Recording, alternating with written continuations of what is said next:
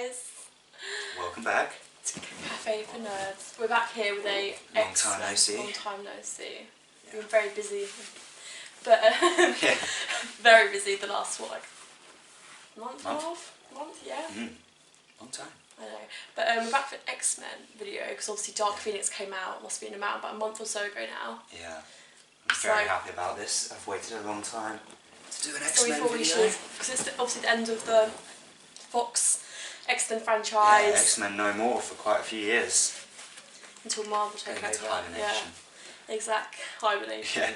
Yeah. But for this video, obviously, Dark Phoenix, I thought we could focus on its kind of surrogate twin, The Last Stand. If that's the right term. half sister. Yeah.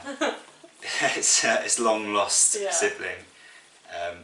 Which you watched. Older sibling. Older, yeah. You watched The Last Stand today. I haven't. Yeah, watched I had it to for rewatch years. it, and I was actually pleasantly surprised. I feel like it's heavily criticised, but I think it's not that bad. I quite enjoyed it. Obviously you rewatched it, so you're going to take the lead, and you're. And I might be a little bit biased in the other direction because, X-Men 1 was the first superhero film I ever saw.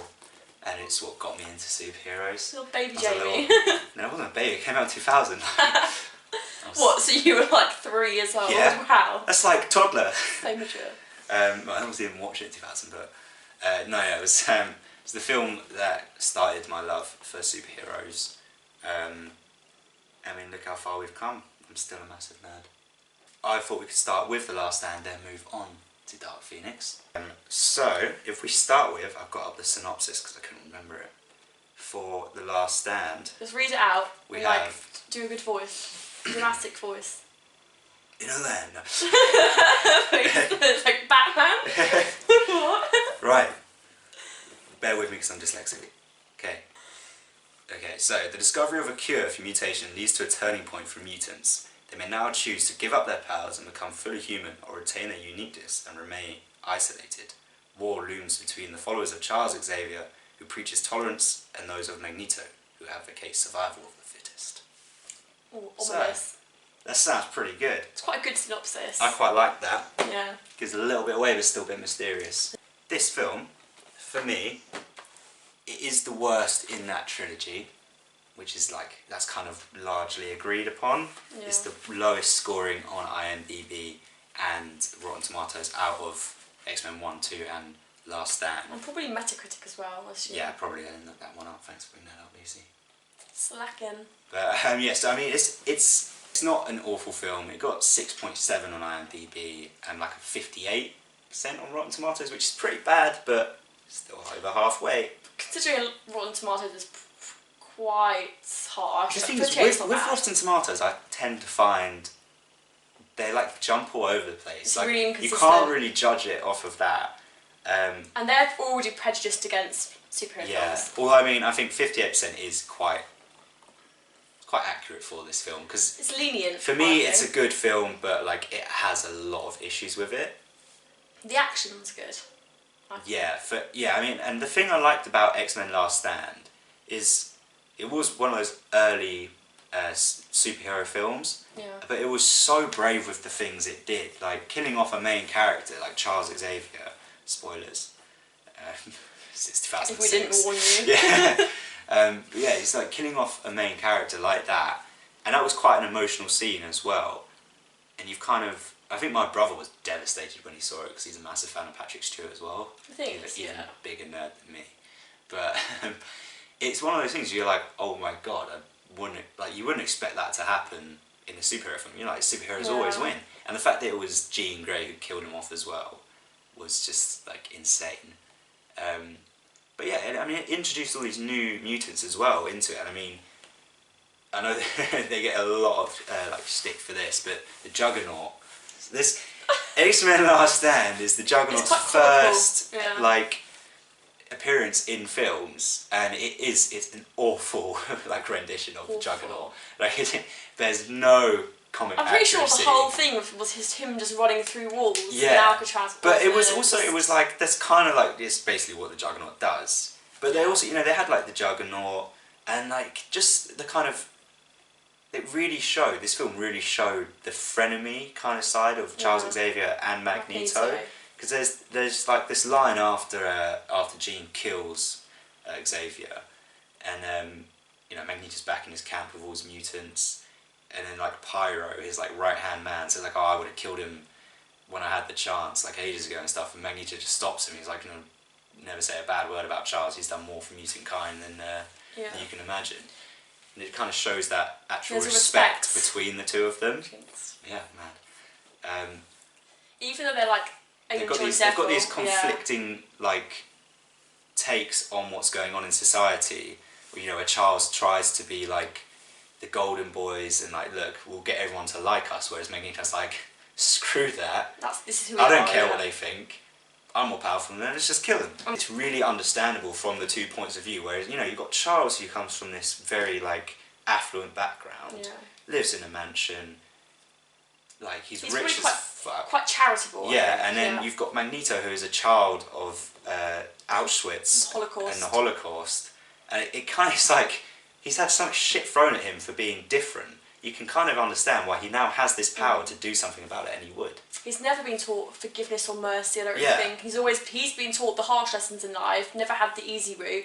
So all he knows really is loss and pain. So how can you expect him to act any differently when he's faced with threats? You go on the defence, don't you? Yeah, it's the one thing that was so different between the like X-Men original trilogy and now the new kind of prequels, was this kind of relationship between the two.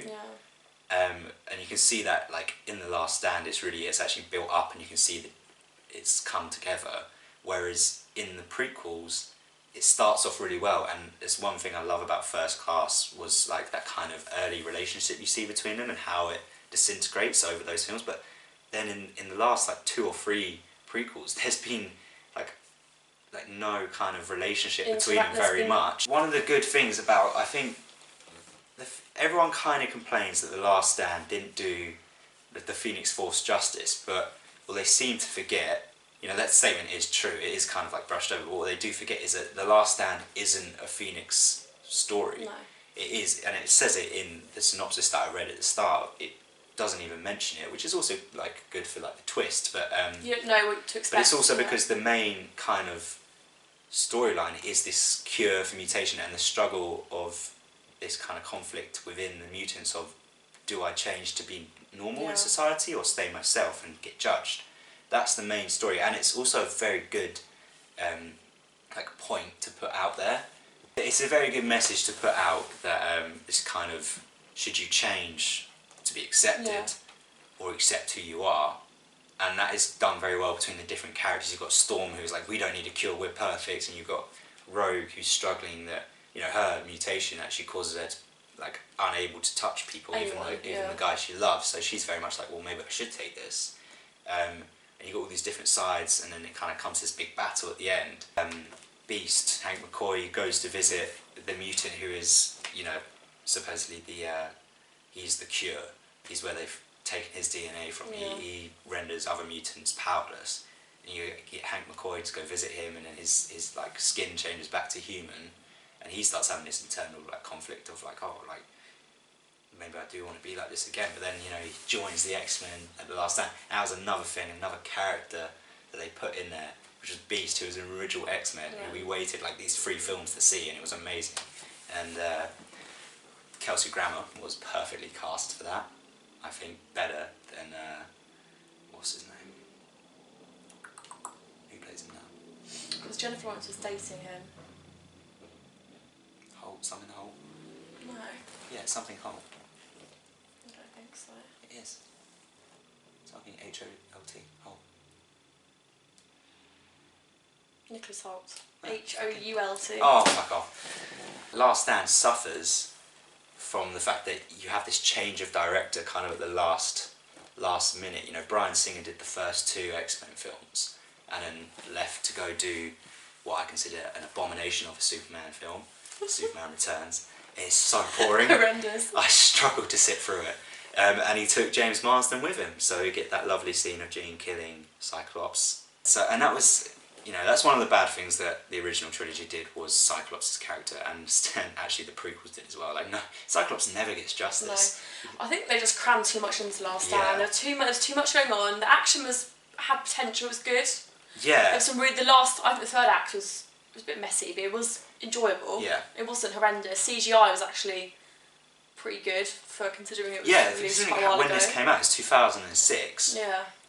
It did do quite a lot. I mean, that scene where Magneto moves the Golden Gate Bridge is like amazing. And like I was sitting so there, unnecessary. Like, when I was sitting there watching, I was like, yeah. You're like, oh my god, how's he doing that? Like, that was a good scene. But the thing with Jean Grey in The Last Stand was she finds out that Charles Xavier has put up these barriers in her mind, and she feels betrayed by this person she trusts. And then you've got also, because of that, Magneto plays on it and manipulates her into joining him, which backfires because she ends up killing, you know, his long best friend. He doesn't realise how far she would go. Yeah, and there's even a scene in that last battle. There's like Magneto says this line in the last battle of Last Stand, where he's just like what have I done? Like, he sees Jean's true power, and she's just destroying everything left, right, and centre. The thing with Last Stand is maybe they shouldn't have tried to chuck in the Phoenix Force storyline, because there was a lot going in there already, and I think that's why it suffers, because people don't like that part about the film. And I mean, rewatching it, I did struggle to find like really awful parts about it. But I think maybe because after you watched Dark Phoenix, maybe it was a relief. Maybe if I watch it again in like another month away, I'll be like, this is shit. Last note for the X-Men Last Stand is that I thought it was really well paced. It's an hour and 44 minutes long. That's not a long film. It's not a long film, but I mean, I think I was watching it, and then I think I got like a phone call halfway through, just paused it, and I like watched 40 minutes of it, and I thought I'd only been sitting there for like 20 minutes. I was like, oh wow, like it's almost finished. So that's one thing I think it did really well. But yeah, I think it's harshly judged on some things. It's like the other two, I think X-Men 1 got 7% or something like that, 7.4, X-Men 2 got 7.5. Like X-Men 2 is considered the best one, and I agree with that. But I mean, on IMDb, they're all kind of in that high range. Rotten Tomatoes is a slightly different story. You've got like 80% for the first two, and then you just drop right down to like 60 for the third one. Yeah, I would give it a solid 7 out of 10. 7 out of 10. I would agree with that, and I think, I don't know if I'm being biased because of like the nostalgia it gave me when I watched it, the first and the fact that I was comparing it to Dark Phoenix, or maybe just the fact that I hadn't seen it in a while. It was like really, I've forgotten most of the things in it. But I really loved, you know, just a quick recap of the things I loved. The new characters introduced. You got Angel, Beast, Juggernaut, people like that. I really loved that. The motivation behind characters I thought was brilliant. The pacing of the film, very good, very easy watch. Bad things, I think, maybe Jean Grey actually as a character wasn't that great. Very unlikable. She was very like malicious, one tone kind of thing. Like she stood there the whole time. She was nothing just changed. a bit of a bitch. Yeah, and then I mean, the film started off quite good with her. Like she kind of had this like conflict between the two, and then she formed into Dark Phoenix completely. She kind of lost, like she wasn't a very interesting character. One thing I forgot to say that I liked was that that small like kind of second act fight scene in Jean Grey's home. Between, you got like Wolverine, Storm, and Charles Xavier go to visit her, and Magneto's there with his brotherhood of Juggernaut, Pyro, I think is there, and there's like a couple other minor characters who I can't remember the name of because I didn't bother to look up. We can both agree there's a good balance between action, exposition, dialogue, and emotion. I mean, it's a well-balanced film. It is. It's just a it's quite good. easy watch. I would actually probably watch it again this weekend or something like that if I had some free time. So we gave X-Men Last Stand, I would say like thumbs up. Yeah, I give it the thumbs up. You said 7 out of 10. I actually think I might go a little bit higher than that. Like 7.5. I feel like that's very much. I kind of want to give it an 8. 7.9, not an 8. But I mean, I think I actually did really enjoy rewatching it, and I recommend you all do the same. Not that we'll say that about Dark Phoenix. Yeah, moving on. Which we saw once. Like the problem child of the X-Men films. Dark Phoenix was I mean, to me, a bit of a shit show. I think it was I would say it's embarrassing. Yeah. Not so much for the actors. I think the actors, they were given a script, they did their best with it. I feel like the writing, the production, the costumes, CGI is awful, and I also feel like the directing was pretty much non-existent.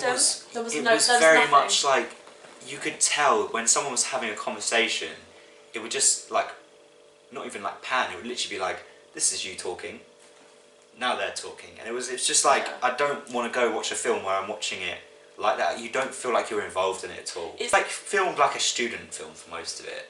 It's very bad. Who's the director? It was. So yes, Simon Kinberg. This is interesting note. He's got a long track record. He helped write X-Men Last Stand, so he pretty much just stole the blueprint for Last Stand and chucked it onto like these new characters. He might have known, like when they were writing Last Stand, like why don't we like have the Dark Phoenix a massive part in this? Oh, no, don't. I reckon there was probably a lot of ideas he had for the Last Stand in the boardroom, where they were like, "No, we'll leave that. We've got a lot going on already." And he's like, "Fuck that! I'm going to make my own film." He's just got a bag. He's just shoving notes on the table. I mean, Simon Kinberg, he is such a history with the X-Men universe in terms of the films. Like he's produced almost all of them. Like he's done X-Men First Class, Days of Future Past. Apocalypse. He's done Apocalypse. He's done a role. He had parts in like the Deadpool 1 and 2, and he's even like put a hand in on some of the TV shows like Legion and The Gifted. So you'd think he knows this universe, he knows the characters, and I think he forgot that when he made this film. I don't. He wrote it as well. He wrote and directed it, so he's taken all the responsibility for it. Really, we said before that, like, Charles Xavier tries to kind of make that bridge between mutants and humans, and he tries to he's be like mediator. He's middle ground. But in Dark Phoenix, he just completely like said, "Fuck the mutants, like I'm friends with the humans." And James McAvoy's given up, I think. Yeah, I think all the actors knew that like this was the last film they'd be in. I mean, if I was an actor reading that script and the storyline, that I'd be like, well, I mean, if you're Marvel looking at these films, obviously for the last Fox film, I don't think Marvel are going to be looking at any of the actors particularly, saying, you know what, we're going to pay loads to I think Marvel said they're going to completely recast because all of them. They want a clean slate. They want to get a complete new representation. And it just wouldn't work. It would be too. As much as I'd love to keep like Michael Fassbender on as Magneto, I think he's really amazing. Yes, fits the role perfectly. But it would be so confusing for people who weren't really that familiar with the fact that they're different universes. If you just brought in some of the same actors, they. You know, if it's for me, I'd keep Evan Peters as Quicksilver. I think he plays him really well. Hasn't it? One thing I don't get. He was barely in it. Why did they just kind of put him in a coma in the first half hour of that film and not do anything with him? It was literally like the first 25 minutes. I really don't know. Literally do think Simon Kinberg thought that everyone had forgot that The Last Stand was a film, because he's like pretty much carbon copied the scene that I love from Last Stand, where they go to Jean Grey's home and put it into the Dark Phoenix, but made it so much worse. Going on, they walk there and it seems to be a deserted road. Like no one seems to live there, apart from her dad, who's like the only civilian there. And then she comes out and starts destroying the house, and then she's fighting them. But it's all like, I was sitting there, and I was just thinking like, I'm watching this just waiting for the point where Raven dies, because they already showed us in the trailer. Yeah. So I was like, no one else is in danger here, because we already know who's going to die. And it was a really easy death. It wasn't even like it wasn't like they were fighting. It was an accident. It wasn't even on purpose. And I think Jennifer Lawrence couldn't be asked for it, so she was like, just kill me off. And they all just sort of stood around. It happened, and everyone just sort of stood there for a good 20 seconds staring at the body Yeah, and then no one knew how to react. Because I don't think that was in this. I don't think they had a vision what they wanted to do. I don't think Simon Kinberg, when he wrote it, actually had a vision for this scene. So how would the actors? I don't think they had a fucking vision for the film. They didn't know how to interpret it. Yeah. The thing I was saying about The Last Stand, how I loved the pacing of that. This was like the opposite.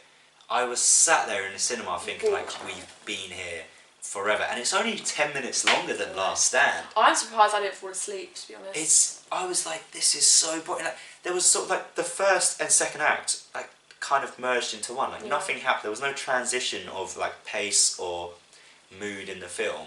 It just kind of like the first act, like the first half an hour of the film, Yeah. maybe 20 minutes. Like, loads happens, which sets up the story for the rest of it. And then the second act, nothing seems to happen apart from a lot of people going to different places. I don't really think there is a second act. I think it mushes the first act and Yeah, third act but it's together. like, the second act is kind of pretty much conversations. Yeah. going to a bar, having a chat with the alien. Oh no, she goes to Genosha. Telling people, no, she goes around telling everyone, I hurt people that get close Yeah, to me. it's Stay away. That's all she does. Yeah, and then it's basically you watch Jean Grey like hop around these different locations, Moaning, sulking. and then you have like this kind of minor fight scene at the end of the second act of Oh, what, in New York? if like I think they show up to New York where the aliens who like, I don't even know the names there was of the no aliens. explanation from the aliens apart from that like one scene where they show how the reason they're there and they want the Phoenix Force is because their home world was destroyed and now they want to control the Phoenix Force To make a new one. I don't to take actually over know Earth. if they had to But kill her or not, but I I don't was know. just so confused about what was going on there. It was a mess. I was just like I kept forgetting they were aliens. And that scene when she makes Charles walk up the stairs and Yeah, that and it was was like, just- oh, it was That was embarrassing. awful. I was cringing watching it. And I don't really see the point in that. And And why did Magneto feel the need to get a subway train? There was a bus on the street. yeah, And there he was like, felt, yeah. I think they kind of like they thought, oh, this would be a really good show of his powers. But I mean, we've seen Magneto in First Class lift a submarine out the ocean, move a satellite, The satellite rounds. and then in Days of Future Past, he moves a whole stadium. Yeah. It's like we know how powerful he But is. he brought a subway train out the ground to block a door, bearing in mind subway trains have doors that you can walk through. Yeah, he literally could have used the bus, Next any to of it. the cars on the road in front of him, The railings, which he which had probably been would have. moving. I think railings would have been more Yeah, helpful than a bus than a train. And he walks in there, and I loved it that he walks in so confident because it's like, this is Magneto, yeah. And then he just like gets completely. So he's like, wow, out the window. I was like, oh, okay, so he did fuck all. He gets smushed. And I was like, that was really like, Magneto is kind of supposed to be one of the most powerful mutants in the world. And I understand that like the Phoenix Force is supposed to be like this cosmic energy, but I still think he could potentially hold his own slightly for a little longer than 2 seconds. And before then, all we'd seen her do really is throw a few things around. Yeah. She's pushed back, a bit of a bully, like, but nothing like deadly. There was no or high lethal, stakes. like, She wasn't like killing She people. wasn't like this, like yeah, all-powerful maybe, I don't know. being. Did she kill those policemen? I don't know. I don't think, She killed Raven, but like. It was an accident, she didn't mean Yeah, to. and it's like she's not really like this evil person, but And she didn't really kill Raven. She pushed her and she got. yeah, that stabbed. was the Woods' fault. Yeah. So. But yeah, no, just the pacing of this film was awful, and I mean, I do really like the train scene. I think it's really a really cool action scene. I don't like but it didn't feel like right. Okay, I'll shut up. It didn't feel like a third act. It didn't feel like the fight. That felt like that should have been the second act. It was too contained and action to get it confined, going, yeah. and then we should have gone into the third act with a bigger sequence. I mean, I Do didn't you know like what it reminded me of? what. We watched Snowpiercer about 2 Oh, months ago yeah. with Chris Evans, and there's a scene in it. It's all in a train, and Yeah. there's this fight scene in it, and it literally is like it's like that. Bad guys, good guys run towards each other on top of the train, like below. Can't really keep up what's going. Yeah, a bit of a mess. That's what that's what it reminds me of. I think the thing I thought was it kind of lacked was the fact that we've just had, the film before this was X-Men Apocalypse, and that was like world, like it's in danger, you got to stop this guy, and now we're just fighting on a train. Not even a civilian train. Yeah, there was no one was in danger apart from Jean Grey felt the need to lift the entire train up and throw it, which was completely unnecessary. And it sort of landed in the perfect circle for them to fight in the middle of. And then when they landed, she was there just fighting everyone. Yeah, and all the X-Men were just kind of standing around. They were just sort of pulling themselves out of the rubble, and we didn't even see them. All you'd get occasionally, you don't know where they were, you just got occasional glimpses of their faces. Pop up, like, oh.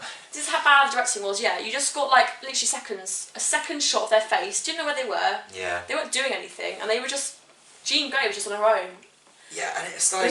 I thought it was really poor. It was kind of that typical, like, oh, we've got, like, this, like, they did, it was like, we've got this bad guy who is so powerful, but let's just give him all the power and then that would fuck him up. And that's what they did. It's like, that's been used so many times in superhero films, where they kind of, like, overpower the villain to stop him. And the thing is, as well, like, you literally, the aliens had the same powers as her, but they were just basically. Yeah, I didn't really understand what the aliens were. Like, there was no explanation there at all. They were just thrown in as they're the bad guys, and it was like And she sacrificed herself. You don't see her die. But yeah, the thing is, she supposedly dies, and then you just see her fly off. You see her one of the last shots in the film is like the phoenix, like a vague phoenix shape, flying through the sky, and it's like she's not actually a phoenix. Like she's not literally got wings. Like that was you know what I mean? That was another thing. The script was awful. Like that scene when they're having the party in the woods and like Cyclops. It's like, Phoenix. oh, have you heard what they were calling you? Phoenix. Like, why? Why are they calling her the Phoenix? I said the script was bad. What was it? I'll fucking kill you. Yeah. Cyclops. I was like, oh, this is awful. Wasn't meant to be funny, but that was the most entertaining part of the film for me. Just laughing at that. It was such a I just sat there watching it, going I wasn't invested in this film at all. I actually regret losing that hour and 50 minutes of my life. I would not recommend going and seeing it, even if like us, you've got like a limit. I think the only kind of motivation I had behind seeing it was the fact that I wasn't paying money for it. I was really excited for it because I knew it was going to be awful. I was sort of hoping that it would be entertaining in a bad way, but it wasn't. Yeah, but I mean, I think my expectations were so low that I thought it would actually... Yeah. It would surprise me how good it was, because I was like, oh, this is going to be absolutely awful. And then I was just kind of like, it was awful. It was just, there was no surprise. But Simon Kinberg, he said he's taken all blame for it. Basically, he said don't blame the actors, it's my responsibility. Yeah, and he should basically just go crawl in a hole and hide for a few years. He should. Because I don't know how you can come back from this. Your first directorial debut, massive blockbuster film, which Fox took out this after should have 3 been weeks. like a knockout of the park for him. He's so involved in the X-Men universe. If he had a CV for this job, he would. Yeah. There would be no. I would have hired him. Yeah. And there wasn't really any fallout. Like you didn't have it affecting humans or civilians or any other world. It was only affecting a small character. That's the thing. Like everyone's, like all over the news was like, oh, Jean Grey of the X-Men team has gone crazy and just like killed some policemen, and then so everyone's turned against the X-Men. But then at the end of the film, Xavier's school is still running perfectly fine. It's named after her. Yeah, why have they named it after her? There was no kind of like Jean Grey saving the world from these aliens wasn't a public thing, so no one in the public knows that Jean Grey turned back to being a good person. They know she was bad. And now they've just named a school after her. Surely all the mutants would be like, whoa, what's going on here? Right, so ratings for the Dark Phoenix film then. Go on. I would give Dark Phoenix a 3 out of 10. Yeah. Maybe even lower, 2.5. Yeah, it's quite Probably generous. 2.5 to be honest. But that sounds a lot, that's a quarter, that's 25%. Actually, I'd probably give it 1.5 out of 10. Because you're trying to do the maths, aren't you? Yeah. Fuck off! Just times it by 10. 2.5 is not a quarter. I was like, how does that work? 2.5 is a quarter. Yeah, no, it is. I'll give it 1.5 out of 10. I disliked it. I mean, that's extremely harsh. Yeah, I know, but I'm being harsh. It's only a few months since we watched it, and I think if I rewatched it in another few months, maybe I might think it was better. Like Last Stand, it might go up in my ratings, but I don't think it's going to age well. As of now, I would say it's about a 3 out of 10. I think that's mainly the things I liked about it was that train action scene. I didn't like where it was placed in the film, but I did think it was quite a cool action scene. I know you disagree, but I think it was a really good show of Magneto's powers and like kind of the X-Men working together. That was quite nice to see. It could be if it wasn't the third act. So I'd give it 1.5. I'm giving it a 3, just because of the train scene, really. Sums it up. That's our review of Dark Phoenix, but we sort of linked it with Last Stand because I just wanted to talk about Last Stand because they are such similar films in many ways. Just if you actually really look at the actual people involved in it, from directing to writing. And you're a massive X-Men nerd, you know, like all the directors. If it was up to me, I would have talked about every single film in this video, but we don't have time. One day we might. But we'll be back soon with another video. We'll still need to do the Iron Man Trilogy one. Which we still need to keep our promise. And Far From Home, obviously coming out soon.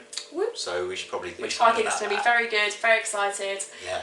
Be super brilliant. So yeah. Look forward to that. I think so, all good for now. See you soon. Peace out.